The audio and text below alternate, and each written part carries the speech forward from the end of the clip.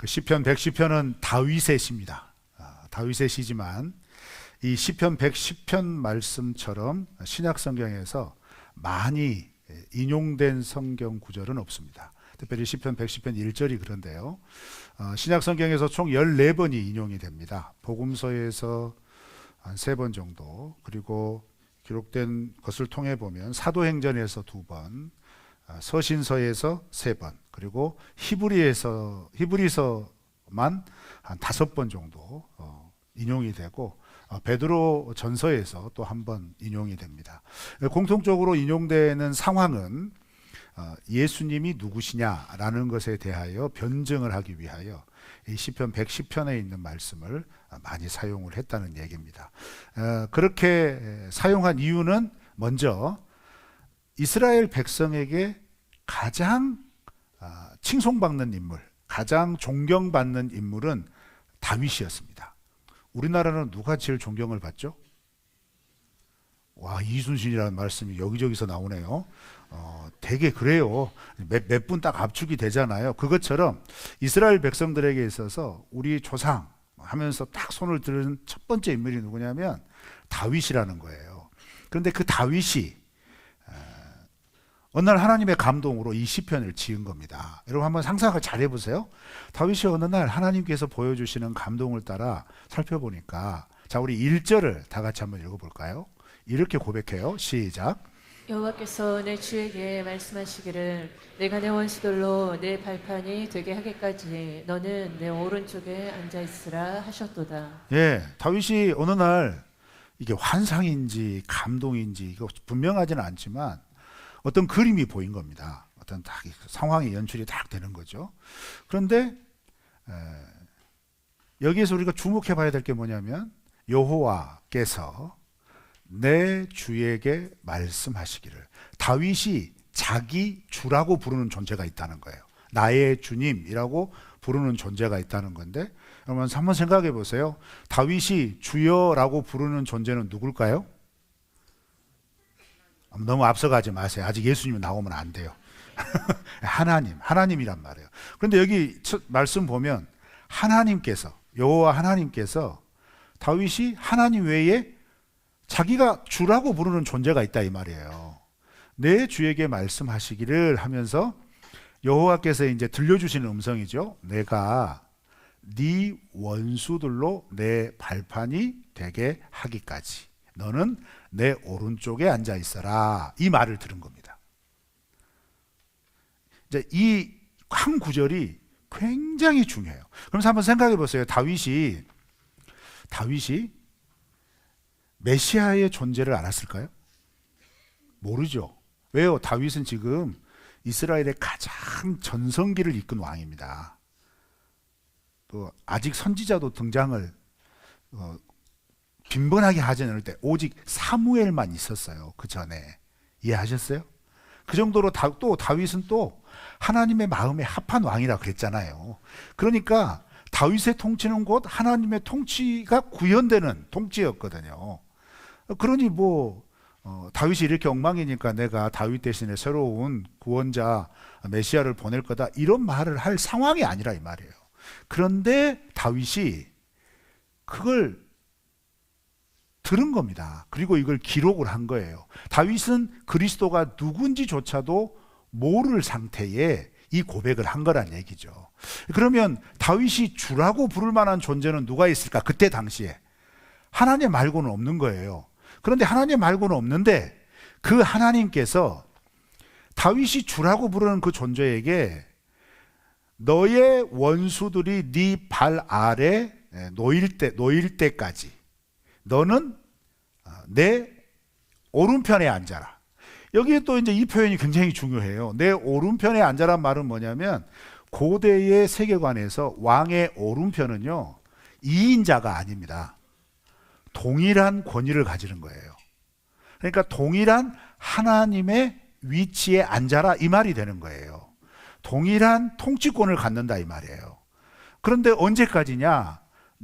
즉 다윗이 주라고 부르는 그 존재의 원수들을 발 아래 놓을 때까지 이렇게 표현을 하는 거죠. 그러니까 이때 당시 이 시편을 부를 때는 이스라엘 백성들이 이 도대체 무슨 말인가 제대로 공감이 안 되죠. 제대로 공감은 안 되지만 우리가 살아가다 보면 다양한 상황들이 펼쳐지잖아요. 특별히 어렵고 억울함을 당하고 고통을 당하고 내가 어떤 존재에 의해서 억압을 당하는 상황 가운데 있을 때 이 시편을 딱 부를 때는 어떤 느낌이 오겠어요? 내 주님이 이런 억울함과 고통과 이 고통, 이 아픔 속에서 나를 이렇게 해방시켜 줄 때까지 막 이렇게 이제 받아들일 수가 있다는 얘기죠. 그렇지만 다윗 당대의 때는 이 내용의 진정한 의미가 무엇인지를 모르고 이 시편이 기록이 됐다 이 말입니다. 어떤 존재가, 하나님과 동등한 존재가 이 세상의 완전한 왕의 통치권을 가지고 그 멜기세덱의 어떤 반열을 따르는, 여기서 멜기세덱의 반열을 따른다는 의미는 또 어떤 의미냐면 멜기세덱은 창세기에 등장하는 건데 왕이자 제사장인 직분을 가지고 있었던 유일한 존재로 표현이 됩니다. 그리고 매우 신비로운 인물로 표현이 되죠. 그런데 그와 같이 신비로운 존재가 이 땅에서 완전한 승리를 이룰 거다라고 하는 것을 마치 애연하듯이 부른 노래가 시편 110편이라는 얘기입니다. 그런데 의미에 대해서는 구체적으로 다가오지를 못했다 이 말이죠. 그런데 이 말씀의 의미가 완전하게 드러난 때는 언제였느냐? 예수님께서 이 땅에 오셨을 때입니다. 그래서 예수님께서 이 구절을 통하여서 자기의 정체성을 변증하는 구절로 사용하세요. 마태복음 22장 41절로 45절 말씀이 그 내용이 기록되어 있고 그 중에서 43절, 44절 우리 다 같이 한번 읽어볼까요? 마태복음 22장 43절, 44절 시작. 이르시되 그러면 다윗이 성령에 감동되어 어찌 그리스도를 주라 칭하여 말하되 주께서 내 주께 이르시되 내가 내 원수를 내 발 아래에 둘 때까지 내 우편에 앉아 있으라 하셨도다 하였느냐. 아멘. 이게 무슨 말이냐면 서기관과 바리새인들이 계속해서 예수님의 정체성을 가지고 책을 잡으려고 합니다. 그래서 예수님께 여러 가지 질문을 던지면서 그가 하나님 나라의 그리스도 주로서 활동하는 것에 대해서 받아들이지를 못하고 어떻게든 책을 잡아서 죽이려고 하는 음모가 깃든 질문들을 자꾸 던지는 거예요. 자꾸 던지고 있을 때 이번에는 예수님께서 반대로 역으로 질문을 던집니다. 너희들이 알고 있는 메시아가 다윗의 후손으로 온다고 그랬는데 다윗이 정말 그렇게 얘기했냐? 이렇게 물어보는 거예요. 그러면서 이제 거기에 대하여 설명해 주는 구절을 시편 110편 1절 말씀을 통하여서 이 마태복음 22장에서는 44절을 딱 인용해가지고 잘 생각해봐라. 너희들이 그렇게 좋아하고 너희들이 그렇게 인정하는 다윗 왕이 뭐라고 얘기했냐면 하나님 앞에서 내 주께 이르시되 주께서 내 주께 이르시되 네가 내 원수를 내 발 아래 두기까지 내 우편에 앉아있으라 라고 다윗이 얘기하지 않았느냐 이 얘기를 한 거예요. 그 말은 무슨 말이냐면 다른 얘기 아닙니다. 다윗조차도 그리스도 메시아의 존재를 자기의 후손으로 인식한 게 아니라 자기의 주로 인식을 했다 이 말이에요.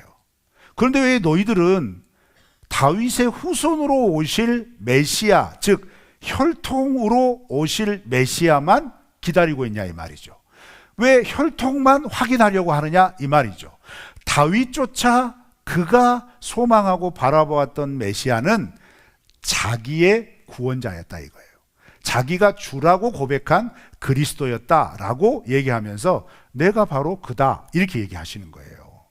자, 그러면서 이것을 우리가 이해하기 위해서는 여러분 복음서는 각각의 수신자에 따라서 내용의 표현이 조금씩 다르죠. 특별히 이 내용이 기록된 마태복음은 유대인을 위한 복음서입니다.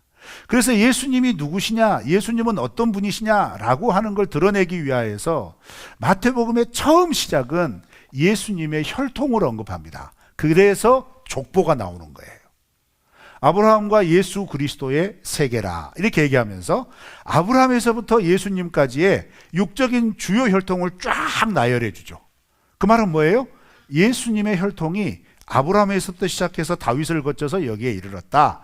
즉 성경에서 그리스도라고 하는, 메시아라고 하는 분이 다윗의 후손으로 오실 것이 맞다. 그분이 지금 예수 그리스도시다 라고 하는 걸 들려주는 거예요. 그런데 그렇게 시작한 마태복음이 마태복음 후반부에 오면 올수록 맞죠? 혈통으로는 다윗의 가계를 통하여서 오게 되었지만 그분은 정말 누구시냐 이 말이에요. 그렇게 오신 예수님은, 인간의 혈통을 빌어서 이 땅에 오신 예수님은 도대체 누구시냐 이 말이죠. 그걸 직접적으로 스스로 밝히신 구절이 이 마태복음 22장 44절이라는 거예요. 나는 하나님 보좌 우편에 앉아 있는 존재였다 이 말이에요. 즉 하나님이다 라는 것을 드러내고 있었다는 얘기입니다. 그리고 이 하나님 대신 예수 그리스도를 스스로 증명하기 위하여 이 구절을 사용했다는 거예요. 그러면 여러분, 이 시편 110편이 우리에게 주는 의미가 뭐냐? 우리가 믿는 예수님, 여러분이 믿는 예수님은 어떤 분이십니까? 이 질문에 대한 우리의 대답이 돼야 될 줄로 믿습니다. 왜요? 여러분, 우리는 예수님을 어떻게 믿죠? 어떤 존재로 믿죠? 많은 그리스도인들이 예수님을 내가 그리고 내 삶의 어떤 부분을 이루어줄 존재로, 이 힘들고 어렵고 억압당하고 고통당하는 내 삶 속에서 내가 꿈꾸는 어떤 이상향을 이루어주는 존재로만 생각을 한다는 얘기죠. 아닙니다, 여러분. 예수님은 나를 위해 오셨지만 나의 입신양명, 부귀 영화를 위하여 오신 게 아니고 더 궁극적인 문제를 위하여 오신 거예요. 그것은 뭐냐면 죄 가운데 죽을 수밖에 없었던 존재였던 우리들을, 나를 영원한 하나님 나라의 백성으로 생명을 주시기 위해 이 땅에 오셨습니다. 우리가 그것을 믿으시기를 바랍니다. 자, 그러면 그렇게 믿음의 고백으로 시작했다면 여전히 우리의 믿음의 고백으로 믿어야 할 예수 그리스도는 우리의 입술과 우리의 삶의 모습을 통하여 어떻게 드러나야 하나 이 말이에요. 기도하면 예수님이 다 들어주시지. 맞아요, 다 들어주시죠. 그런데 그 기도의 목적과 방향성이 세상과 다를 바 없는 기도를 하면서도 예수님이라면 다 들어주십니다 라고 맹목적으로 믿어야 할 대상, 붙잡아야 할 대상인 예수 그리스도가 아니라 그 차원을 뛰어넘어서, 그 차원을 품으면서 영원한 생명을 우리 가운데 주시는, 완전한 구원을 베풀어 주시는 유일하신 나의 구원자 예수 그리스도라고 고백해야 한다 이 말이에요. 아, 우리 예수님이 그렇게 우리 가운데 오신 줄로 믿습니다. 그럼 우리가 또 이 지점에서 그 기쁨과 감격으로 인사해야죠. 메리 크리스마스. 빨리 옆에 계신 분들 빨리 해보세요. 메리 크리스마스. 예, 이 감격으로 우리가 고백해야 된다 이 말입니다. 그런데 1세기 당시 예수님 시대의 유대인들이나 지금 우리들이나 예수님을 어떻게 바라보느냐? 나의 상황을 바꾸어 줄 존재 그 이상 그 이하로 기대하지 않는다는 거예요. 얼마나 비극입니까? 차원이 다른 존재, 우리가 전혀 꿈꿀 수 없고 인식할 수 없는 세계를 열어주신 예수님이신데 우리는 고작 우리가 살아가는 삶의 걸음걸음, 이 어려움 조그만 거 하나하나, 사실 조그만 건 아니죠. 이렇게 설교를 제가 말씀을 전하지만 어떻게 인생의 고통스러운 문제가 적고 작음이 있겠어요. 크고 그거 없죠. 다 나름대로 힘들고 어렵죠. 그러나 내가 믿는 예수 그리스도, 나를 구원하여 주신 예수 그리스도께서 완전한 구원을 나에게 주셨다는 것을 믿음으로 고백한다면 지금 내가 통과하고 있는 이 어려움을 충분히 견디고 인내할 수 있는 힘과 능력도 우리 예수님께서 주실 줄로 믿습니다. 그러니 여러분, 우리는 이 능력을 먼저 구하는 게 아니라 나를 완전하게 하나님 나라 백성으로 삼아주시고 하나님의 자녀로 삼아주신 예수 그리스도의 완전한 구원을 믿고 의지하며 나아갈 때 성령께서 그 구원을 우리의 일상에서 구체화시키고 이루어 주시기 위하여 우리의 삶 가운데 필요한 하나님의 개입의 손길을 주저하지 않고 베풀어 주실 줄 믿으시길 바랍니다. 그 믿음으로 나아가는 걸음이 우리에게 필요하다는 거예요. 그런데 오늘날 기독교는 그런 영원한 완전한 구원과 생명과 은혜를 바라보는 게 아니라 지금 당면한 문제를 해결할 존재로서 보조적인 예수 그리스도를 강조한단 말이에요. 그러나 여러분, 이것은 그 상황이 끝나고 또 그 다음 상황에 왔을 때 아이고 예수님 왜 이렇게 나한테 고난만 주시나, 이런 결론으로 치닫는다는 거예요. 아니죠 여러분. 우리의 걸어가는 걸음걸음 고통이 없을 수 있고 고난이 없을 수 없습니다. 우리가 살아가는 세상, 죄에 오염되어 있어서 하나님을 어기고 어그러진 세상이라고 성경은 얘기하면서 그것의 모양과 결과가 뭐라고 얘기를 하냐면 고통과 슬픔뿐이라고 얘기를 해요. 그렇기 때문에 완전한 평화, 완전한 기쁨, 완전한 은혜를 약속하시고 이미 2000년 전에 예수님께서 이 땅에 오셔서 그 완전한 하나님 나라를 시작하신 예수님을 앙망하고 바라봐야 될 줄로 믿습니다. 지금 내 삶이 그렇게 완전하게 회복되지는 못하지만 결국 우리 주님 이 땅에 다시 오셔서 완전하게 회복될 그날을 바라보면서 그 소망의 마음이 지금 우리가 통과하고 있는 어렵고 힘들고 막히고 왜곡되고 꼬인 삶 속에서도 내 마음을 그래도 나와 함께 하시는 주님이 그 완전한 하나님의 구원의 길로 인도하여 주실 것이다 라고 하는 소망으로 인해 넉넉히 견디게 하여 주시는 겁니다. 여러분, 이 은혜를 소멸하지 않으시기를 주의 이름으로 축원합니다. 그러면 다윗이 자기가 예수 그리스도라는 걸 모르잖아요. 이 시편 110편을 기록할 때는 잘 모르는데 그분은 도대체 누구시냐? 자기가 내 주라고 부르는 그분이 하나님과 동등한 위치에 계시는 하나님이신데 그러면 그분은 어떤 일을 행하시느냐? 무슨 일을 행하시느냐? 그러면서 1절은 동시에 그 모습까지 보여주죠. 구체적으로 표현한 게 뭐예요? 예수님의 원수, 그리스도의 원수를 발 아래 두셨다, 발판 삼으신다 라고 하는 표현을 쓰잖아요. 여러분, 이건 뭐냐면 고대 전쟁에서 승리한 국가의 왕은 패전한 국가의 왕을 상징적으로 어떻게 행동을 하냐면 그를 무릎 꿇고 눕혀서 목덜미를 밟습니다. 그래서 완전한 승리를 선포해요. 그 모습을 지금 이 이미지로 가져온 거예요. 그 말은 뭐예요? 다윗이 내 주라고 표현한 그 그리스도, 그 예수 그리스도께서 완전한 승리를 이루실 것이란 얘기예요. 그 완전한 승리를 보여주시겠다는 얘기예요. 그런데 그 완전한 승리를 보여주시기까지 하나님께서 뭐라고 하시느냐? 여호와 하나님께서 그때까지 너는 나의 자리에 앉아라. 1절 그거예요. 나의 자리에 앉아라. 나와 동등한 권위를 가져라. 이렇게 말씀하시는 거고, 2절, 우리 2절을 다 같이 한번 읽어볼까요? 2절입니다. 시작. 네. 권능의 규를 내보내시리니 주는 원수들 중에서 다스리소서. 여호와께서 시온에서부터 주의 권능의 규를 보내주셨다 이렇게 얘기하잖아요. 1절에 원수들의 목을 받고 발판 삼을 때까지 그걸 그냥 이루어지는 게 아니라 하나님의 권능을 주시겠다는 거예요. 하나님의 힘을 부어주시겠다는 거예요. 그 힘으로 이 일을 하여라 이 말입니다. 그리고 또 3절에서는 이렇게 표현을 하죠. 3절 다 같이 있습니다. 시작. 주의 권능의 날에 주의 백성이 거룩한 옷을 입고 즐거이 헌신하니 새벽 이슬 같은 주의 청년들이 주께 나오는도다. 예, 그것은 뭐예요? 이 3절 말씀은 1절과 2절에 하나님으로서 예수님께서 하나님으로부터 공급된 전능의 힘을 가지고 계신 권능의 예수님께서 그 예수님이 이제 본격적으로 원수들과 싸우실 때 그렇게 원수들과 싸우는 장면을 펼치면서 그 원수들과의 싸움을 예수님 혼자 가는 게 아니라 성질도 급해요. 다시 한번 띄워봐요. 3절 뭐라고 그래요? 주의 권능의 날에 누가요? 주의 백성이 어떻게 해요? 거룩한 옷을 입고 즐거이 헌신하니. 그 다음에 또 뭐예요? 새벽 이슬 같은 주의 청년들이 주께 나오는도다. 자, 여기에서 제가 파란 글씨로 한 주의 권능의 날은 예수님이 완전한 구원을 이루는 날, 그 날이 이르기까지 이렇게 해석하시면 되고, 주의 백성이 거룩한 옷을 입는다라고 하는 의미는 달라졌다 이 말이에요.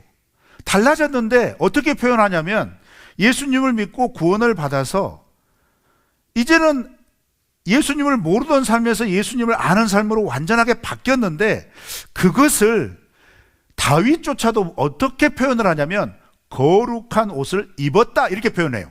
그 말은 뭐냐면요, 이게 잘 생각하셔야 돼요. 여러분, 하나님은 죄와 함께 계실 수 없어요.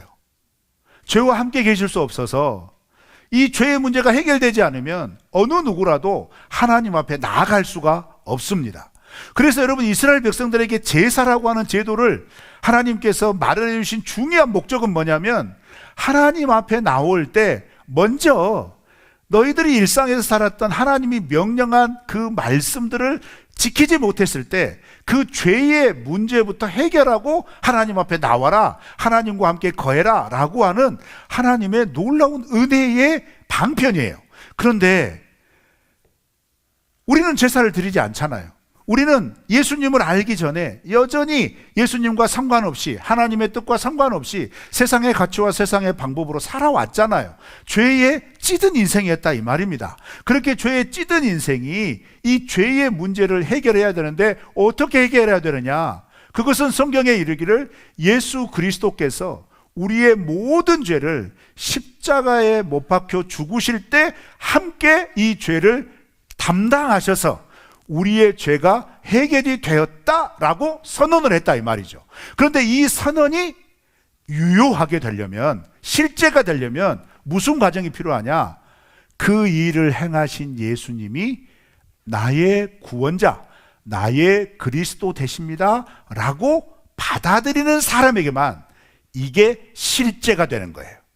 이걸 딱 받아들였을 때 시편 110편 3절에도 거룩한 옷이라는 표현을 쓰지만, 로마서에 가보면 바울이 구원받은 하나님의 백성들의 모습을 표현하면서 어떻게 표현하냐면 거룩한 예수님의 옷을 입었다 이렇게 표현합니다.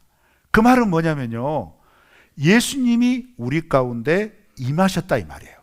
성령을 너에게 보내주시겠다 약속하신 것처럼 예수님이 우리의 삶을 덮어주셨다 이런 의미예요. 자, 그러면 그림을 그려보세요. 하나님 앞에 나오는 우리들을 하나님께서 바라보실 때 외적으로 보면 무엇이 보이는 겁니까? 내가 입은 예수님의 옷의 광채가 보이는 거예요. 그래서 하나님이 우리를 받아주시는 거예요. 그러니까 내가 예수님 믿는다고 하면서 예수님의 말씀이나 예수님의 뜻을 저버리고 살아간다는 건 예수님의 옷을 입은 거룩한 삶이 아닌 거예요. 옷을 입었다는 건 이 옷에 담긴 의미는 또 여러 가지 의미가 있을 수 있겠지만 결국 예수님이 우리에게 말씀하신 말씀의 가치가 내 삶 가운데 발현이 돼야 한다는 얘기예요. 구현이 돼야 된다는 얘기입니다. 그런 삶과 태도를 가지고 살아갈 때 하나님께서 그 모습을 받아주시겠다 이 말이죠. 그러면서 또 그렇게 거룩한 옷을 입고 뭐 한다고 그래요? 3절 빨리 띄워봐요. 뭐 한다고 그래요? 헌신하죠. 어떻게 헌신해요? 진짜 여러분, 헌신한 말 굉장히 부담스러워 하시잖아요. 그런데 굉장히 부담스러운 그 헌신이라는 단어가 어떤 단어가 같이 쓰여졌습니까? 즐겁게 헌신한답니다. 여러분, 존말할 때 즐겁게 교사 헌신하십시오. 즐겁게 헌신하는 말이 그 말이에요. 무슨 말이냐면요, 아이고 내가 이 땅에 살아가는 여러 가지 문제 생각해 봤을 때 이것도 치우고 저것도 치우고 정말 이게 상황이 안 돼요. 그렇지만 구원받은 하나님의 백성의 마음속에 하나님께서 일상에 살아가는 문제 차원을 넘어서는 영원한 하나님의 나라, 영원한 생명의 구원을 나에게 주셨다라고 확신하고 그것을 실제로 실감하고 있는 영혼은 일상의 문제가 안 된다는 얘기입니다. 그러니까 그 감격 때문에 나를 구원하여 주신 하나님 앞에 나아가는 것이, 하나님을 위하여 뭔가 추구하고 뭔가 땀을 흘리고 뭔가 그 자리에 함께 있는 것이 도무지 어색하지 않다는 거예요. 오히려 빨리 가고 싶고, 오래 머물고 싶고 계속 거하고 싶고 라고 하는 그 마음이 계속해서 샘솟듯 일어난다는 거예요. 그것이 즐겁게 헌신한다라고 하는 다윗의 표현이 됐겠죠. 그런데 이 표현과 함께 또 그 다음 이어지는 말씀은 새벽 이슬 같은 주의 청년들이 주께 뭐 한다고요? 자, 그래서 여러분 저는 3절 말씀에서 사실 이 110편 3절 말씀은 청년부 헌신 예배할 때 새벽 이슬 같은 청년들 이렇게 하니까 청년의 초점에 맞춰져 있는 것 같지만 아니요. 그렇지 않습니다. 3절 말씀의 전제는 뭐냐면요, 하나님께로부터 왕으로 인정을 받고 세움을 받고 그리고 그에게 권능을 주어서 그가 권능의 힘을 행사할 수 있는 사역, 하나님 나라 사역을 시작할 때 예수님 그리스도 메시아 혼자만 그 일을 하도록 나가는 게 아니라 그 모습을 보고 예수님께 거룩한 옷, 은혜를 입은 자들이 그 은혜 안에 거하는 자들이 어떻게 한다는 거예요? 즐겁게 헌신하고 나아간다 이 말이에요. 방향성이 분명하다는 거예요. 예수님께 구원의 은혜를 받고 메시아이신 예수님을 정확하게 받아들인 사람의 삶의 방향성은 세상 속이 아니라는 거예요. 세상의 가치가 아니라는 거예요. 세상의 방법이 아니라는 거예요. 세상이 추구하는 입신양명이나 부귀영화가 아니라는 거예요. 내 삶 가운데 나를 구원하여 주신 하나님 나라의 복음이 드러나도록 내가 하나님의 말씀에 기초하고 그 말씀의 옷을 따라 말씀의 걸음을 걷는 그런 즐거운 마음들이, 그리고 그런 삶을 살아가면서 세상의 가치와 세상의 문화를 향하는 걸음이 아니라 하나님께로 나아가는 걸음걸음이 확실해진 일들이 일어나기 시작한다는 거예요. 여러분, 우리의 삶이 그런 삶인 줄로 믿습니다. 적어도 이렇게 하나님 앞에 모여서 예배를 드리는 우리 모든 성도님들의 삶은 결국 하나님 앞에 나아가는 삶이고, 하나님 앞에 나아가되 정도의 차이, 수준의 차이는 있겠지만 하나님께서 내게 베풀어 주신 은혜에 너무 감격하고 반응하여서 야, 그래야지, 내가 이렇게 하나님의 뜻대로 살아야지, 하나님의 은혜 가운데 거해야 되지 라고 하는 마음으로 하나님 앞에 서고 또 서기를 추구하는 은혜가 메마르지 않는다는 거예요. 어느 지경에서조차 메마르지 않느냐. 3절에서 이런 표현 하잖아요. 새벽 이슬 같은. 뭐 사실 우리나라에서 이슬은 별로 이렇게 이슬 내렸나 보다 이렇게 하죠. 그렇지만 여러분, 이스라엘 지역, 이스라엘 땅은 특히 건기의 이스라엘 땅에 새벽에 내리는 이슬은 어떤 존재일까요? 어떤 의미일까요? 여러분, 식물들에게 이 이슬은 생명입니다. 이 이슬이 내리지 않으면 안 돼요. 그럼 여러분, 우리의 삶으로 이걸 대비를 시켜볼까요? 그럼 이 이슬이 뭘까? 그건 여러분 생각해 보세요. 사람들이 이슬을 내리게 합니까? 아니죠. 우리가 뭔가 행동을 하면 하늘이 감동해가지고 이슬을 막 담뿍 내려줍니까? 그렇지 않죠. 이슬은 누가 내려주시오? 하나님 내려주시잖아요. 그러니까 이것은 전적인 하나님의 은혜라는 거예요. 그러니까 새벽 이슬 같은 주의 청년들이라는 말은 뭐냐면 전적인 하나님의 은혜와 사랑을 가득 머금은 하나님의 백성들이, 당연히 그렇게 은혜 가운데 있고 사랑 가운데 있는 백성들의 걸음은 누구를 향해야 되는 거예요? 그 은혜를 주신 하나님을 향해 나아가는 겁니다. 여러분, 제발 그렇기 때문에 우리의 삶이 예수님 믿는다고 입술로 고백하셨다면 여러분의 삶의 걸음의 방향성이 하나님의 말씀, 하나님 앞에 나아가는 것이 자연스러우시기를 주의 이름으로 축원합니다. 내가 예수님 믿는다고 고백하면서 여전히 세상의 가치나 세상의 방법으로 내 발걸음을 향하고 있다면 여러분, 그거 하나님이 정확하게 아세요. 그런 삶은 하나님이 너무너무 괴로워하시는 삶이에요. 왜 괴로워하실까요? 그건 반드시 하나님의 다루심의 때가 있기 때문에 그래요. 그러나 우리가 말씀을 알고 이렇게 말씀을 들으면서 나아갈 때 성령께서 우리에게 주신 은혜가 뭐겠습니까? 그 말씀을 통해 깨닫게 하셔서, 맞다, 이게 하나님의 은혜였어. 그렇지, 이런 하나님의 긍휼이 아니었으면 내가 어떻게 이 땅 가운데 살 수 있었겠나. 그러면서 아유, 그래, 이제라도, 아유, 부족하지만, 잘할 수 없지만, 그러니 주님 앞에 나가야지, 주님께 더 붙어 있어야지 라고 하는 마음이 메말라지지 않는 겁니다. 여러분, 그 은혜가 누구에부터 온다고요? 하나님에게서 오는 거예요. 여러분, 이 신앙생활 열심히 해야지, 내가 기도에 열심히 해서 이거 받아야지. 아니요. 그렇게 해서 받는 게 아닙니다.